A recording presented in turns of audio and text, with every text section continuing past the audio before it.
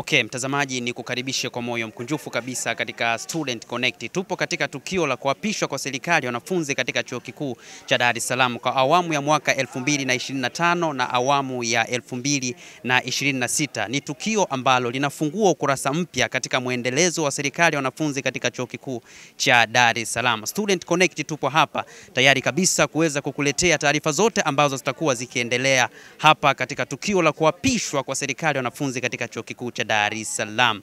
Mimi nitakayekuwa nakupatia hizi taarifa naitwa Miki NM. Okay, mheshimiwa, kwanza kabisa naomba ujitambulishe pamoja na cheo chako ambacho umeapishwa katika siku hii ya leo. Mimi majina yangu ni Shine Jones, ni mwenyekiti kutoka ndaki ya TEHAMA, yani COICT. Ndio.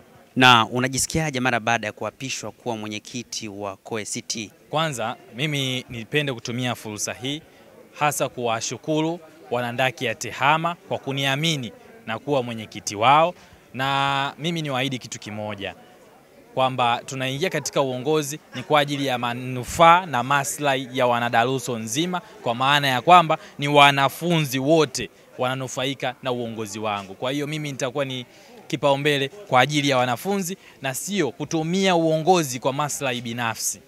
Ndio. Okay, mheshimiwa, mara baada ya kukikamata kiti cha kuwa mwenyekiti wa COICT, pengine ajenda gani ambayo ungetamani kuanza nayo kuwa ya kwanza kabisa? Ajenda ya COICT tutaweza kuwatazamisha kwa namna moja au nyingine. Tutaweza kuambia bwana, sisi tumejipanga kwa ajili ya nini na tutaonyesha nini na tutafanya nini katika kipindi kizima cha uongozi, lakini watu wategemee mambo makubwa yanakuja na sio ya kawaida, kwa sababu mwaka uliopita tulienda vizuri, lakini sasa hivi tunakuja kikubwa zaidi. Lakini za ndani nawaambia kwamba sasa hivi tutatoa ratiba ya matukio yatakayofanyika mwaka mzima 2025-26. Kwa hiyo hilo ni jambo kubwa ambalo linakubwa. Kwa hiyo college zingine zijipange, kwa ICT tumejipanga kweli kweli. Okay. Na kitu gani ambacho ungetamani kuanza nacho katika uongozi wako? Kitu ambacho ningeanza nacho, kwa sababu sasa hivi tunaelekea katika msimu wa UHE na test 2, watu wote ambao watakuwa na changamoto ya matokeo, changamoto za CA, kama kutakuwa na shida yoyote, mimi pamoja na katibu wangu pamoja na ma-excom wote, akiwemo excom academic, excom finance, wapo vizuri, wapo masaa 24 online, wapo masaa 24 simu zao zikiwa on. Kwa hiyo sasa hivi tunaanza na zoezi la upatikanaji masaa 24. Ukinipigia usiku wa manane unanipata. Ukinipigia hata iwe ni lini, kasoro tu nikienda kanisani.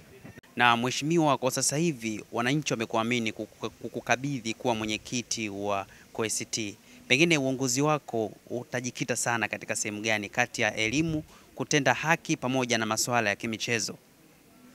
Mimi uongozi wangu utaenda nyanja zote: kitehama, kimichezo, kitaaluma zaidi, yani nyanja zote unazozijua wewe. Kwanza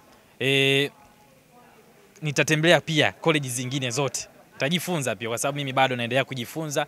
Hiyo nayo lipo katika mipango kazi, lakini mipango kazi kabisa kamili tutaweza kuweka wazi baada ya mimi kukaa na viongozi wangu wenzangu wote, kwa sababu mimi ni mwenyekiti, lakini mimi sio ndo mwenye college peke yangu. Lazima nikae na wenzangu, lazima tushirikiane na wenzangu, na mwisho wa siku tutoke na kitu ambacho kitaweza kuinufaisha college nzima ya COICT. Na unahisi changamoto gani ambazo kwa sasa unaenda kukabiliana nazo kama kiongozi? Kila anachokutana nacho kiongozi ni changamoto. Kwa hiyo mimi nipo vizuri kupambana na kila kitu ambacho nitakutana nacho. Kiwe ni kizuri, ni kibaya, lazima tupambane nacho, lakini kama najua ninachokifanya ni sahihi, basi yote yatafanyika kwa ajili ya maslahi ya wana COICT.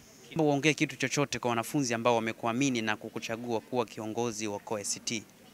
Mimi kwa wanafunzi wote walioniamini na hasa wana COICT niwaambie kitu kimoja: mimi nawapenda sana na nitafanya kazi kwa ajili yao, na wakiona maamuzi yoyote yanafanyika ni kwa ajili ya maslahi yao na sio maslahi ya mtu binafsi wala watu fulani.